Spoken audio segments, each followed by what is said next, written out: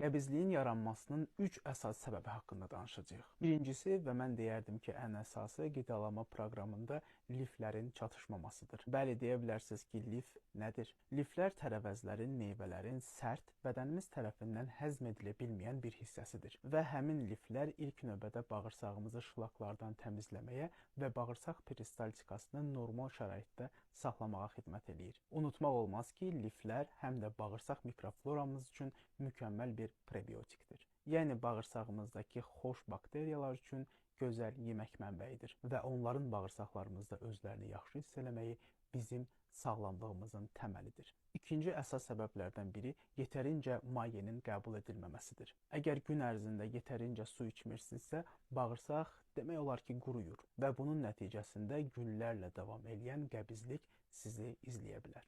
Üçüncü əsas səbəb isə öd problemidir.